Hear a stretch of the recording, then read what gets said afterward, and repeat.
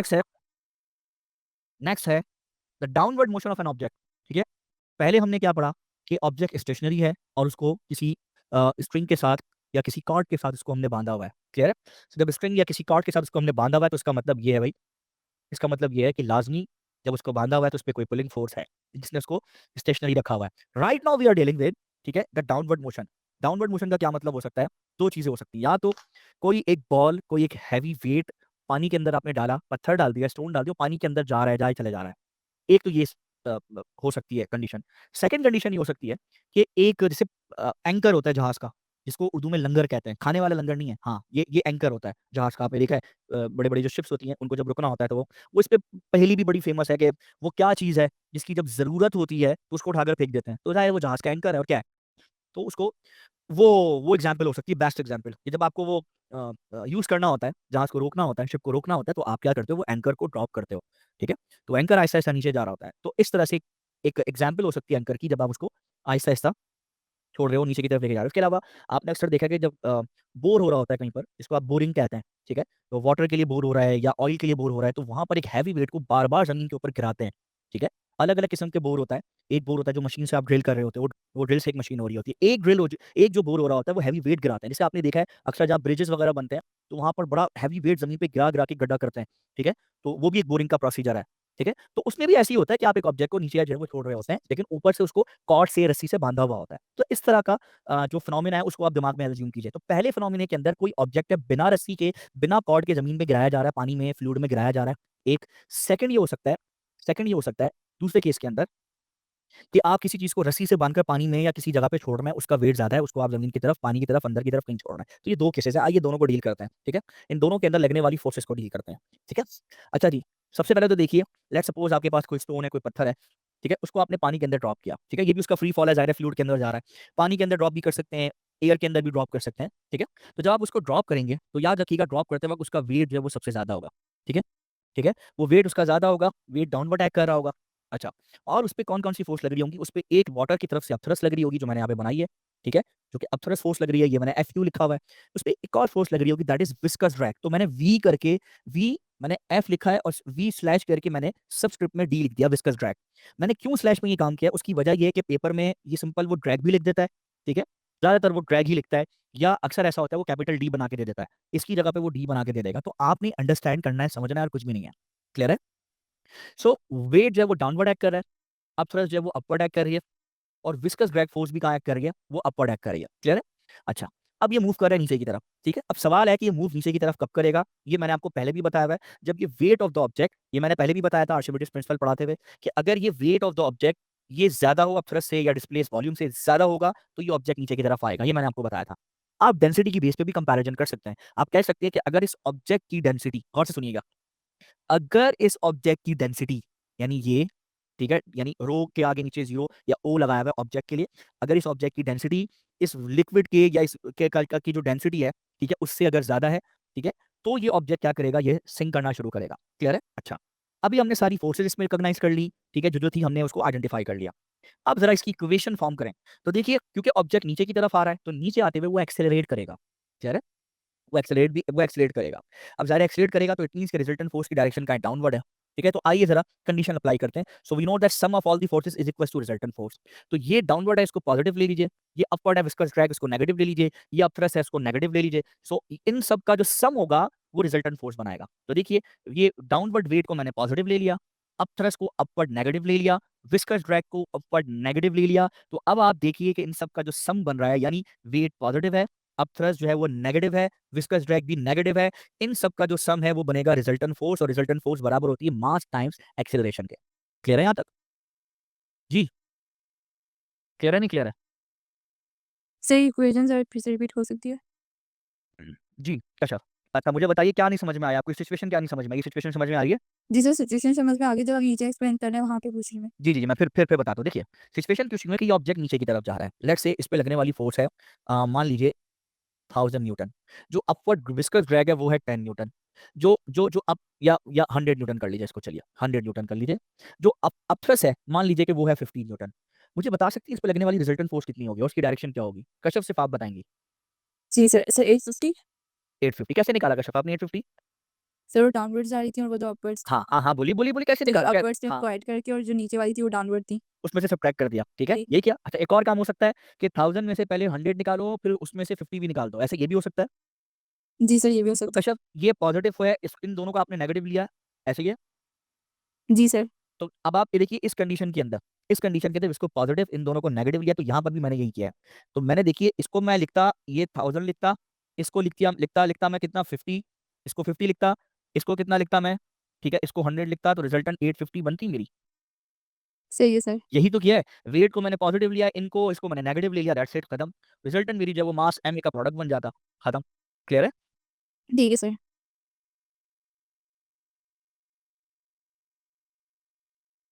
समझ आ रहा है? अब अक्सर पेपर के अंदर क्या होता है इसको यू नीड टू अंडरस्टैंड। अक्सर पेपर के अंदर क्या होता है? पेपर के अंदर वो कहता है the object is moving with constant velocity. ये बोल के ना आप आपकी जान निकाल लेता है वो। वो कहता है कि जब ऑब्जेक्ट जो है कांस्टेंट वेलोसिटी से ट्रैवल कर रहा है, कांस्टेंट वेलोसिटी ये वर्ड बोलेगा, कांस्टेंट बोलता है या टर्मिनल का वर्ड बोलता है। अब अक्सर कहते हैं सर नहीं टर्मिनल वेलोसिटी तो वो हमने पढ़ी थी एयर में, जब एक बंदा नीचे आता है तो उसका ड्रैग फोर्स और उसका वेट इक्वल होता है तो टर्मिनल वेलोसिटी होती है। मैं कहता हूँ बिल्कुल ठीक है। एयर क्या है? फिर आगे से जवाब आता है फ्लूइड है, तो भाई यार लिक्विड भी फ्लूइड ही है, यहाँ पर भी टर्मिनल वेलोसिटी होगी। समझ आ रही है बात आपको या नहीं आ रही है? कह रहे?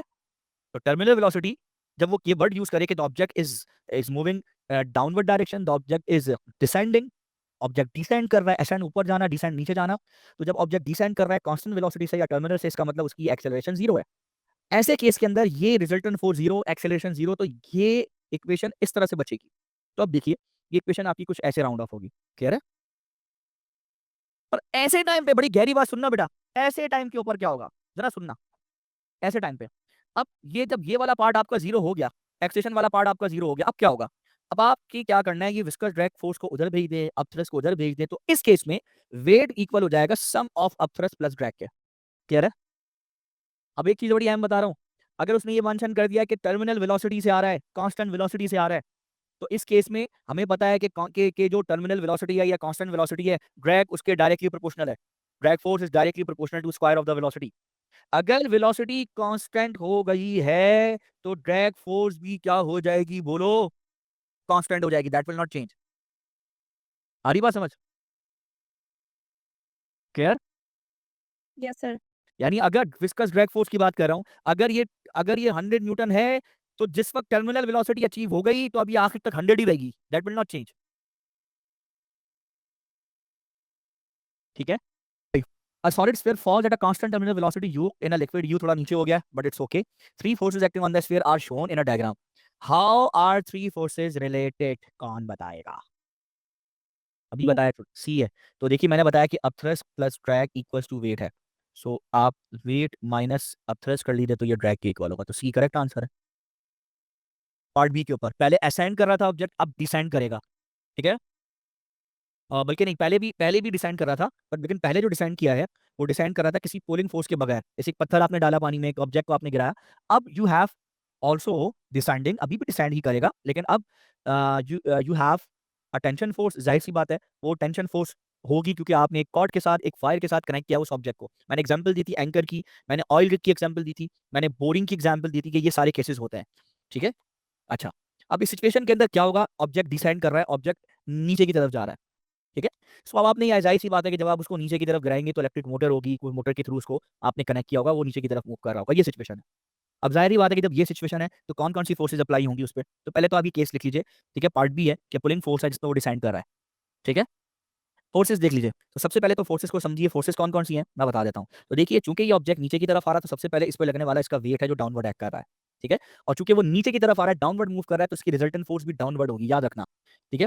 रिजल्टेंट फोर्स इसकी डाउनवर्ड है अगर ये सिचुएशन है। ठीक है? और नीचे जाते हुए वो एक्सेलरेट कर रहा है, अगर ये सुनना, वो नीचे मूव कर रहा है और नीचे जाते हुए एक्सेलरेट कर रहा है तो रिजल्टेंट फोर्स डाउनवर्ड है। अगर वो नीचे जा रहा है और नीचे जाते हुए डिसेलरेट कर रहा है तो रिजल्टेंट फोर्स अपवर्ड है। तो दिस इज इंपॉर्टेंट। सिर्फ मोशन की डायरेक्शन इंपॉर्टेंट नहीं है, डायरेक्शन ऑफ एक्सेलरेशन भी इंपॉर्टेंट है। अगर एक्सेलरेशन नीचे की तरफ है तो वो उसकी रिजल्टेंट फोर्स की डायरेक्शन नीचे है। अगर वो नीचे जाते हुए आहिस्ता आहिस्ता तुम्हें लग रहा है कि डिसेलरेट कर रहा है, डिसेलरेट का मतलब है एक्सेलरेशन की डायरेक्शन ऊपर की तरफ है, तो इसका मतलब रिजल्टेंट फोर्स की डायरेक्शन भी उसकी कहाँ है? उसकी अपवर्ड है, याद रखना। ठीक है? सो पहले फोर्सेस से बात कर लेते हैं। मैं अज्यूम कर रहा हूं तो कि ऑब्जेक्ट नीचे जाते हुए एक्सेलरेट कर रहा है। तो अब नीचे जाते हुए अगर एक्सेलरेट कर रहा है तो जाहिर है कि उसका जो वेट होगा वो सबसे ज्यादा होगा। वेट सबसे ज्यादा होगा, ठीक है। तो मैंने वेट यहाँ पे लिख दिया। एक फोर्स उसकी अपर टेंशन है, वो उसको ऊपर खींच रही है। एक फोर्स उसकी विस्कस ड्रैग है, एक फोर्स उसकी अपथ्रस है। क्लियर है? तो अब देखिए कितनी फोर्सेस हो गई, 1 2 3 और 4, चार फोर्सेस को वेक्टोरियली ऐड कीजिए तो रिजल्टेंट फोर्स आ जाएगी। तो देखिए क्योंकि वो नीचे जा रहा है, रिजल्ट एक्सेलरेशन की डायरेक्शन नीचे है, तो ये पॉजिटिव ले लीजिए, ये और ये सब नेगेटिव ले लीजिए। क्लियर है? तो देखिए वेट पॉजिटिव है, tension negative, upthrust negative, viscous drag negative, और इन सब का जो रिजल्टेंट है that is equal to m है, रिजल्टेंट फोर्स। क्लियर है? आ रही बात समझ? ठीक। Yes, sir. अब अगर अब अगर अब अगर अब अगर एक्सेलरेशन आपकी जीरो हो जाए, अगर एक्सेलरेशन आपकी जीरो हो जाए, जैसे वो कह रहा है कि कांस्टेंट वेलोसिटी से वो नीचे आ रहा है, और ऐसा होता है, आप कांस्टेंट वेलोसिटी से ही स्लो स्लो मूव करा रहे होते हैं, ठीक है। तो जब आप बजाय इसके कि अगर आपको इमीडिएटली कहीं पर पॉज लगाना हो समंदर के अंदर, तो फिर आप बहुत स्पीड से जब वो एंकर जाता है, उसकी वीडियोस मौजूद हैं, ठीक है, मुख्तलिफ चैनल्स हैं यूट्यूब के ऊपर, आप देख सकते हैं। तो जब बहुत तेजी से उसको एंकर को गिराते हैं, तो एंकर जो है वो, और उसके बीच में अगर कोई आ जाए तो बहुत बुरा होता है भाई। तो उसकी कई कई वीडियोस मौजूद है एनीवेज, ठीक है। इसके अलावा बोरिंग मैच नहीं है, बोरिंग तो आप इतना तेजी से नहीं करते हो, ठीक है। सो ये weight minus tension minus upthrust minus viscous drag is equal to m हो गया, ठीक है। और अब आप देखो अगर कांस्टेंट वेलोसिटी से ट्रैवल करेगा, जो कि वो कहता है ये जीरो हो गया पार्ट, तो ये इक्वेशन आपकी रह जाएगी। तो देखो लेफ्ट साइड तो बचेगा, राइट साइड पे सब जीरो हो गया। फिर आप उठा के सबको वहां पे भेज दो इक्वेशन के। So W is equal to tension plus upthrust plus viscous drag, ये इक्वेशन है। क्लियर है? नोट कर लो।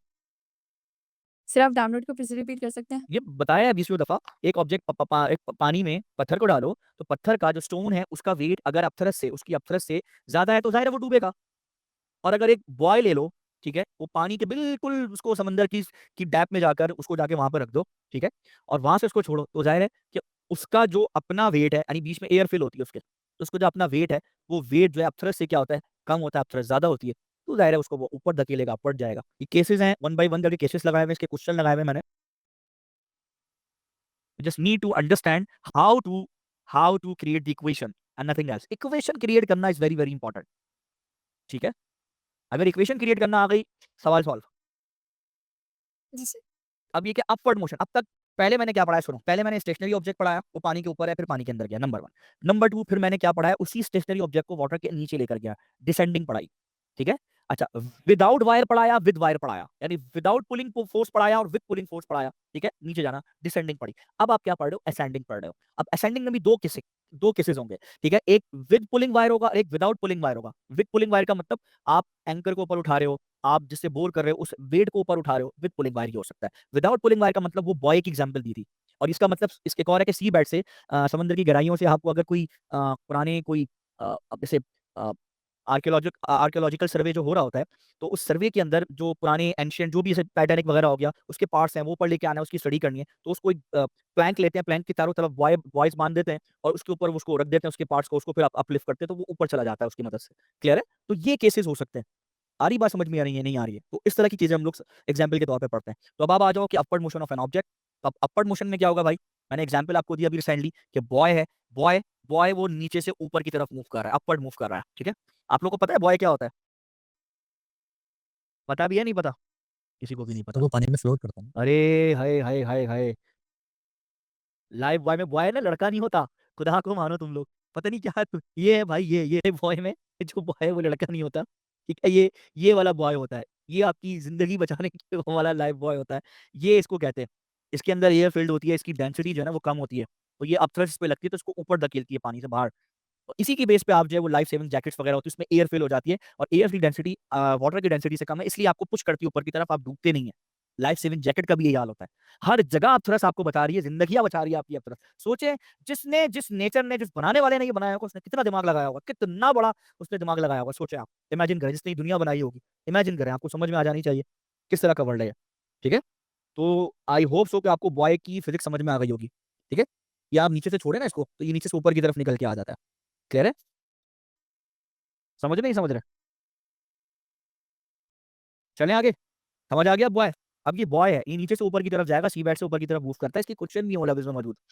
अब ये ऊपर कब मूव करेगा, कि जब इस ऑब्जेक्ट की अपनी डेंसिटी, यानी डेंसिटी ऑफ ऑब्जेक्ट, ये जो मैंने ओ लगाया हुआ है, ये डेंसिटी ऑफ ऑब्जेक्ट है। जिस वक्त ये डेंसिटी ऑफ ऑब्जेक्ट, ये लिक्विड की या फ्लूइड की डेंसिटी से क्या होगी, कम होगी, तो ये ऊपर अपलिफ्ट करेगा। हाँ भाई, जैसे वो एयर बलून नहीं देखे आपने टर्की में जो होते हैं, ठीक है, इनके कॉम्पिटिशंस होते हैं कौन कितना ऊपर उड़ाएगा, ठीक है, वहां पर भी यही हो रहा होता है। आप एयर क्या फ्लूइड है, उसमें आप बलून लेके हीलियम बलून लेके ऊपर उड़ना शुरू करो तो हीलियम की डेंसिटी एयर की डेंसिटी से कम है। तो अगर मैं हीलियम फिल कर दूं इसके अंदर और वो लेके उड़ूं तो बाहर एयर है तो वो डेंसिटी कम है तो ये अपलिफ्ट करेगा, ऊपर जाएगा। आप समझ रहे हो मैं क्या कहना चाह रहा हूं आपको? तो अगर इस ऑब्जेक्ट की डेंसिटी बाहर वाले फ्लूइड की डेंसिटी से कम है तो ये अपलिफ्ट करेगा, अदरवाइज अगर ज्यादा है तो डाउनवर्ड जाएगा। क्लियर? समझ आई? अब देखिए फोर्सेस कौन कौन सी लग रही है। तो अब इसको ऊपर लेके कौन जा रहा है, अपथ्रस्ट जाएगी, ठीक है, इसको अब ऊपर अपथ्रस्ट लेके जाएगी। वेट इसका डाउनवर्ड है जो कि जाहिर है कम है, अपथ्रस्ट ज्यादा है इसकी, ठीक है, और विस्कस ड्रैग फोर्स भी इस पर डाउनवर्ड लगेगी, ठीक है। तो अब रिजल्टेंट फोर्स कैसे निकालेंगे आप, how would you calculate the resultant force, this is important. Resultant force कैसे निकालेंगे? तो अगर ये ऊपर जाते हुए एक्सेलरेट कर रहा है, अपवर्ड एक्सेलरेट कर रहा है, इसकी एक्सेलरेशन अपवर्ड है, इफ इट हैपेंस जो ऊपर जाते हुए एक्सेलरेट कर रहा है, ठीक है। सो इस केस के अंदर जब अपवर्ड जाते हुए एक्सेलरेट करेगा इसका मतलब रिजल्टेंट फोर्स की डायरेक्शन भी ऊपर है। तो अब मैं फोर्सेस कैसे निकालूंगा? तो देखो क्योंकि ये ऊपर जा रहा है तो अब अपथ्रस्ट क्या हो जाएगी, पॉजिटिव हो जाएगी क्योंकि ऊपर जा रहा है, ठीक है। ड्रैग विस्कस ड्रैग नेगेटिव हो जाएगी, तो देखो यहाँ नेगेटिव लिखा हुआ है, अपथ्रस्ट पॉजिटिव है तो पॉजिटिव लिखूंगा। वेट भी डाउनवर्ड है तो वेट भी नेगेटिव लिखा है, ठीक है। उसके बाद इन सब का वेक्टर सम कर लिया तो रिजल्टेंट फोर्स क्या आ रही है भाई, मास इनटू एक्सेलरेशन आ रही है। क्लियर है? आ रही बात समझ? ठीक। और इन केस अगेन अगर वो कहता है कि कांस्टेंट वेलोसिटी से ऊपर की तरफ आ रहा है, अगर वो कहता है तो ऑब्वियसली एक्सेलरेशन जीरो हो जाएगी, ठीक है, ठीक है। एक्सेलरेशन क्या हो जाएगी, that would be zero. Weight इधर आएगा, विस्कस ड्रैग इधर आएगा, ठीक है, और अपथ्रस्ट एक तरफ रह जाएगा। सो देखिए उस केस के अंदर जब acceleration would become zero, so weight और विस्कस ड्रैग जो है दोनों इस तरफ आ जाएंगे। क्लियर है? So upthrust equals to viscous drag plus weight. Clear है नहीं क्लियर है? जी बच्चों, समझ आया? सो अब अगर ये ऊपर मूव कर रहा है कांस्टेंट वेलोसिटी से तो अपथ्रस्ट बैलेंस हो जाएगी वेट प्लस विस्कस ड्रैग के, ये देखो ये बैलेंस हो गई। तो देखो लेफ्ट साइड पे ये जो फोर्स है ये अपवर्ड फोर्स है और ये जो राइट साइड पे फोर्स है ये डाउनवर्ड फोर्स है। ये डाउनवर्ड को शो कर रही है और किसको ये शो कर रही है? क्लियर है? समझ आया? मूव कर रहा होगा तो सबसे ज्यादा फोर्स इस पे, सबसे बड़ी फोर्स अपथ्रस्ट लग रही होगी, फिर उससे उससे उतना या उससे कम जो मैग्नीट्यूड है उससे थोड़ा कम मैग्नीट्यूड विस्कस ड्रैग का होगा और सबसे कम वेट का होगा। Summer 17 paper 1 variant 3 question 12 an air bubble is rising through a liquid at constant speed, ठीक है, एक एयर बबल है जो कि ऊपर की तरफ जा रही है कांस्टेंट स्पीड से। तो भाई ये इक्वेशन याद रखिए, ठीक है, ये याद रखिए, बोलिएगा नहीं। आवाज आ रही है सबको मेरी या नहीं आ रही है? आ रही है। कह रहे हैं सो अब ये अपवर्ड मूव कर रहा है, ये अपवर्ड मूव कर रहा है तो वो कह रहा है कि air bubble is rising through a liquid at constant speed, the forces on it are upthrust viscous drag and its weight, which diagram shows the direction and relative sizes of the forces। इसका मतलब ये है कि ये diagram इसने through मतलब proper scale diagram बनाई है साइज के एतबार से, ठीक है। आ रही बात समझ में? तो पहली चीज मैंने कहा कि सबसे ज्यादा लगने वाली फोर्स तो अपथ्रस्ट होगी होगी, सबसे ज्यादा अपथ्रस्ट होनी है इस पे, ठीक है। उसके बाद मैंने सेकंड नंबर पे आपको क्या बताया कि सेकंड नंबर पे ड्रैग होगी, ठीक है। अब ड्रैग क्यों मैंने सेकंड नंबर पे बताया कि आपको पता है कि ड्रैग का मैंने बताया कि drag is directly proportional to square of the velocity. अगर चले कांस्टेंट वेलोसिटी से भी ट्रेवल कर रही है तो चले वेलोसिटी का स्क्वायर है, यानी वेलोसिटी का जो भी वैल्यू है इसको स्क्वायर करें, कांस्टेंट से मल्टीप्लाई करें तो ड्रैग आता है। और वेट जो है W is equal to mg है, इसमें कोई पावर नहीं है, सिंगल पावर है। तो इसका मतलब ये हुआ कि सबसे ज्यादा फोर्स तो अपथ्रस्ट है, ठीक है, जो मैंने आपको बताया, जो उसको ऊपर ड्रैग करके ऊपर लेके जाएगी। और नंबर टू सेकंड नंबर पे जो फोर्स होनी है वो होनी है आपकी ड्रैग, और सबसे कम जो वैल्यू होनी है वो वेट की होनी है, ठीक है। तो इस हिसाब से इसका आंसर जो है वो ए बनेगा। वैसे आप करके देख लें, आप ये करें, समझाने के लिए कह रहा हूं कि आपको अगर समझना है इस क्वेश्चन को तो आप यहाँ से इतना बड़ा, ये ड्रैग का जितना साइज है इतना बड़ा लेके यहाँ पे बनाइए इसको। क्लियर? यहाँ पे बना लीजिए। उसके बाद जितना बड़ा साइज इस वेट का है इतना बड़ा भी आप इसको लाइन यहाँ से बनाइए, ठीक है, इतना ही बढ़िया ना। यहाँ से इसको उठाइए, यहाँ से उठा के इसके आगे लगा दीजिए, तो देखिए बिल्कुल ये इक्वल आ रहा है। वो कह रहा है ना रिलेटिव साइजेस की बात कर रहा है, तो रिलेटिव साइजेस में आप इधर भी घूम सकते हैं। ये वाला साइज कम है, ये आप जब इसको उठाकर यहाँ लगाएंगे तो ये यहाँ तक आएगा, और जब इसको उठाकर यहाँ लगाएंगे तो ये यहाँ तक आएगा, तो ये बन नहीं पाएगा, समीशन पूरी हो नहीं पाएगी। क्लियर है? आपको बता दिया कि वेट जो है वो ड्रैग से ज्यादा होगा क्योंकि इसमें स्क्वायर टाइम्स आता है वेलोसिटी का। तो सी तो गया, और डी में आप देख लीजिए माशाल्लाह वेट ज्यादा है, हाँ ऊपर जा रहा है वेट ज्यादा है माशाल्लाह से, मतलब ऐसा कैसे हो सकता है, जब ऊपर जा रहा है तो अपवर्ड फोर्स ज्यादा होगी ना, तो डी भी पॉसिबल नहीं, तो ए क्लियर है, ठीक है। अब इसको देख लीजिए, February March 22 paper 1 variant 2 question 13, a rigid sphere is held at a rest on the seabed. When the sphere is released, it rises to the surface of the sea. The sea water has a uniform density. Which statement about the sphere from it releases until it reaches the surface is correct? ठीक है। Uniform density है सी water की, ये बड़ी गहरी बात है, ये पकड़ो इस चीज को, बड़ी गहरी बात है, ये यूनिफॉर्म डेंसिटी है, क्योंकि अगर डेंसिटी चेंज होगी तो थ्रस्ट चेंज होगी। हाँ, the sphere always moves with a constant acceleration, नहीं, अपवर्ड फोर्स ज्यादा, रिजल्टेंट एक्सेलरेशन इसकी चेंज हो सकती है, क्योंकि जैसे जैसे ऊपर की तरफ आ रहा है, तो ऊपर की तरफ आते हुए ऊपर की तरफ आएगा तो इसकी एक्सेलरेशन चेंज होने के चांसेस हैं, अगर अगर विस्कस ड्रैग फोर्स जो है वो चेंज होती है, विस्कस ड्रैग होती है, तो इस पे बात कर सकते हैं। विस्कस ड्रैग फोर्स अगर चेंज हो तो ये हो सकती है चेंज, तो जरा इसको होल्ड पे रखते हैं, ठीक है। The sphere always move with a constant velocity, नहीं, जरूरी नहीं है, एक्सेलरेशन हो सकती है। The upthrust on the sphere always decreases, upthrust constant होती है, the upthrust on the sphere is always constant, जी जनाब। अपथ्रस्ट लिक्विड के अंदर हमेशा हमेशा कांस्टेंट रहेगी, अनलेस उसकी डेंसिटी चेंज हो, क्लियर है। तो फिर ये ए भी गया, ठीक है। वो कह रहे हैं ना, sphere always move with constant velocity, जरूरी कांस्टेंट एक्सेलरेशन जरूरी नहीं है, वेरिएबल एक्सेलरेशन भी हो सकता है। बिल्कुल लास्ट वन है, इसमें कह रहा है कि वही चीज, वही ऑब्जेक्ट अब असाइन कर रहा है, ऊपर की तरफ जा रहा है, ठीक है। जाहिर है कि अब ये डिसेंडिंग हमने पढ़ा था, डिसेंडिंग खत्म हो गया, अब ये अपवर्ड मोशन था, यानी असेंडिंग था ये, तो अब असाइन कर रहा था विदाउट एनी पुलिंग फोर्स था पार्ट ए में, अब ये असाइन कर रहा है with pulling force. Pulling force का मतलब, जैसे मैंने आपको बताया कि एंकर को आप अपवर्ड खींच रहे हैं, ठीक है, बोर जिसके से कर रहे हैं उस हैवी वेट को आप अपवर्ड खींच रहे हैं, ठीक है, ये ऊपर की तरफ जा रहा है। जब ऊपर की तरफ जा रहा है तो रिजल्टेंट फोर्स की डायरेक्शन अपवर्ड होगी, ऊपर जाते हुए एक्सेलरेट कर रहा है, ये एक्सेलरेशन की डायरेक्शन है, क्लियर है। तो फोर्सेस देख लो, सब कुछ वही है, डाउनवर्ड वेट है, विस्कस ड्रैग नीचे हो जाएगा क्योंकि अब ये ऊपर जा रहा है, और अब थ्रस्ट अगेन ऊपर ही लगेगा। तो अब अगर रिजल्टेंट फोर्स देखो तो सबसे ज्यादा टेंशन होगी, अपवर्ड है, अब थ्रस्ट भी अपवर्ड है, पॉजिटिव है, दोनों पॉजिटिव है, वेट नेगेटिव है, विस्कस ड्रैग नेगेटिव है, तो इन सब कुछ को वेक्टर सम करो तो रिजल्टेंट फोर्स एम ए आएगी, क्लियर। रिजल्टेंट फोर्स नेगेटिव आएगी, रिजल्टेंट फोर्स एम ए आएगी, और मास इनटू एक्सेलरेशन के बाद जब ये प्रोडक्ट आ जाएगा, अब नेक्स्ट स्टेज में क्या होगा, अगर मैं इसको एक्सेलरेशन को जीरो कंसीडर कर लूं, कांस्टेंट स्पीड से ऊपर की तरफ जा रही है, तो उस केस में क्या होगा, ये पूरा लेफ्ट हैंड साइड किसकी इक्वल होगा, जीरो के। और आप उसको देखो, so now in this case weight is equal to tension plus upthrust plus viscous drag, ये हो जाएगा, ठीक है। ये लिख लो, या इसकी क्वेश्चन देख लीजिए, क्वेश्चन तैयार है, पक्के खड़ा हुआ है, क्वेश्चन को समझने की कोशिश कर दीजिए। Win 1020 paper 2 variant 2 question number 2 part B and C. अच्छा, चूंकि इसका पार्ट बी और सी है तो मैंने कुछ वैल्यूज पार्ट ए और बी में से ए पार्ट ए में से कुछ वैल्यूज इसकी लिखी है मैंने, कह रहे। तो हाइट कैसे निकालनी वो मैंने पार्ट ए में से निकाल के लिखी है, स्पेसिफिकली जो पार्ट पढ़ा रहे हैं उसी पार्ट को हमने लिखा है, ठीक है। अच्छा जी, सारी वैल्यूज मैं चेक कर लूँ, बिल्कुल सारी वैल्यू सही लिखी हुई, बिल्कुल ठीक लिखी हुई है। अब आप देखिए क्वेश्चन क्या है, a cylinder is suspended from the end of a string, the cylinder is stationary in a water with the axis of cylindrical cylinder vertical, ठीक है।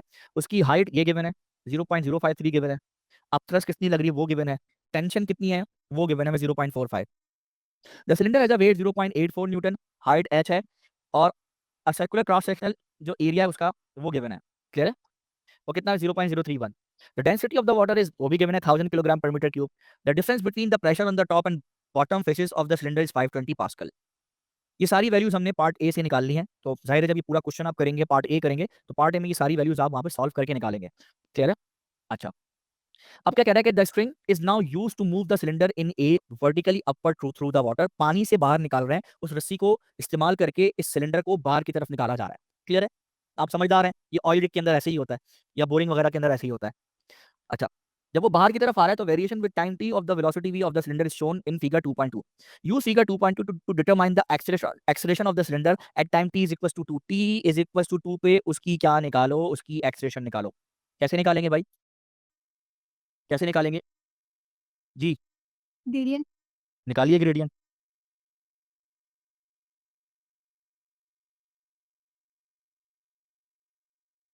ठीक है। कर लो इसको, क्या है, राइज अपॉन रन कर लो, ये 7.5 है, और वो कितना हो जाएगा, 2.5 है जी, 4.73 आंसर सर। जी।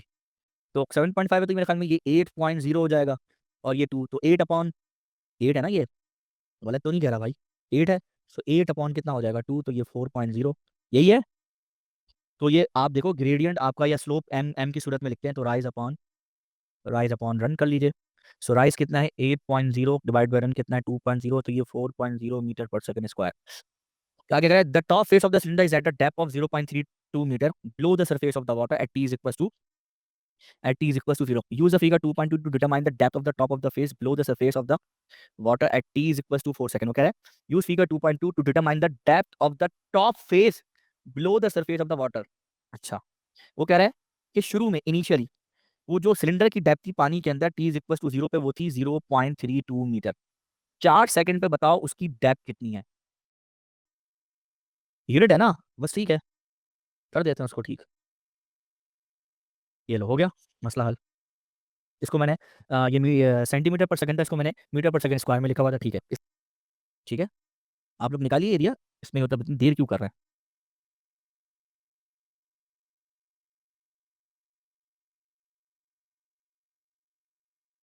ठीक है भाई, इस पूरे का एरिया निकालिए। आइए इस पूरे का एरिया निकालते हैं। सो कितना आएगा भाई? एरिया कितना है?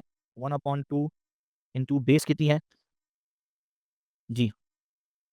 बेस कितनी है? बेस है 4.0। हाइट कितनी है? हाइट इसकी है 10.0 इंटू 10⁻², मीटर पर सेकंड में हो जाएगा ना जी? कोई मुझे बताए आंसर क्या आ रहा है? सर टोटल एरिया 20 आ रहा है। हाँ तो 20 आ रहा है, तो पावर -2 में 0.2 हो जाएगा ना? पावर -2 भी तो लगाओ, -2 तो 0.2 हो जाएगा ना? सही है, समझे? समझ आई? अरे नहीं आई तो बताओ। अब फाइनल आंसर क्या हो जाएगा तुम्हारा, डेप्थ जो निकालनी है तुम्हें? तो टोटल कितनी डेप्थ थी initially at time T is equal to, कितनी दी हुई थी? 0.32 दी हुई थी ना? तो ये 0 पॉइंट अब ऊपर की तरफ आ रहा है, अपवर्ड आ रहा है, यानी मैं इसको यूं समझाता हूँ, नीचे नहीं जा रहा। इधर देखो, ये मैं पहले बना के दिखा दूं भाई, ताकि तुम लोग को समझ में आ जाए। ये सीन है, आगे का जो सीन है वो कुछ यूं है भाई।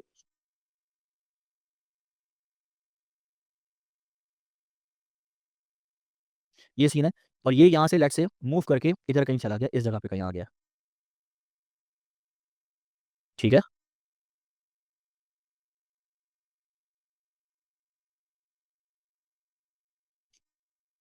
तो सपोज करो कि पहले उसकी हाइट, पहले वो इधर पे था, इधर पे था, तो इधर से लेकर टॉप तक की जो डेप्थ है, ये डेप्थ थी 0.32 मीटर, ये थी। और अब वो लेट से इधर आ गया, तो अब वो डेप्थ पूछ रहा है ये वाली। तो अब वो कितना ऊपर आया, ये कितना ऊपर आया, ये जो ऊपर आया ये वाला हिस्सा, ये है 0.2 मीटर का। ये इधर से इधर जितना ऊपर आया ये 0.2 है। तो आप जीरो, तो अब ने आपको ये एक्स निकालना है। ठीक है, ये एक्स क्या डेप्थ है, तो एक्स इज इक्वल टू क्या हो जाएगा? 0.32 माइनस 0.20। क्लियर हुआ? कितना आया? 0.12 मीटर। क्लियर है? ये है बेसिकली वो डेप्थ, कि अब उसकी डेप्थ उससे पानी की सतह से, पानी के लेवल से, सरफेस से कितनी नीचे रह गई, वो निकालना है। तो वो हमने डेप्थ कैलकुलेट कर ली। क्लियर है? ये लास्ट वाला पार्ट को ट्राई करना। ठीक है, ये पिक्चर ले लो उसकी, और इसके जैसे क्वेश्चन है summer 18 paper 2 variant 2 question number 5। ठीक है, लास्ट वाला पार्ट ट्राई करना। The cylinder is released from the string at time t is equals to 4 seconds. The cylinder falls from the rest vertically downward through the water. Assume that the upstress acting on the cylinder remain constant as it fall. State the name of the force that act on the cylinder when it is moving and does not act on the cylinder when it is stationary. Move करेगी तो कौन सी force होगी? Viscous force या viscous drag force होगी। आप drag भी लिख सकते हैं। समझ आ गई बात? विस्कस ड्रैग होगी, ऐसे ही है। ठीक है, और नहीं एक्ट कब करेगी? जब वो मूव नहीं कर रहा। जब वो स्टेशनरी तो नहीं एक्ट करेगी। इसको वही ना, हाथ को बाहर निकालो चलती हुई गाड़ी से तो एयर लगेगी, एयर पार्टिकल टकराएंगे, और खड़े हो जाओ तो एयर पार्टिकल टकराते हुए फील नहीं होंगे। वो नेचुरल कन्वेक्शन अलग चीज है, लेकिन ड्रैग नहीं लगेगा, ये मैं समझा रहा हूँ। State and explain the variation if any of the acceleration of the cylinder as it falls down through the water. Acceleration का क्या क्या होगा भाई, कि जैसे जैसे नीचे की तरफ जाएगी तो उसकी पता है कि वेलोसिटी जो is directly proportional to square of the, sorry, drag is directly proportional, drag force is directly proportional to square of the velocity. जैसे जैसे वेलोसिटी बढ़ेगी ड्रैग बढ़ेगा, ड्रैग बढ़ेगा तो रिजल्टेंट फोर्स जो है वो आहिस्ता आहिस्ता क्या होती चली जाएगी? कम। रिजल्टेंट फोर्स कम होती चली जाएगी तो एक्सेलरेशन उसकी क्या होती चली जाएगी? डिक्रीज। तो एक्सेलरेशन उसकी डिक्रीज होगी। ठीक है, रिजल्टेंट फोर्स के कम होने की वजह से। तो चूंकि ड्रैग बढ़ेगा, ये मैं रिलेशन बता रहा हूँ, ठीक है, खुद करना इसको।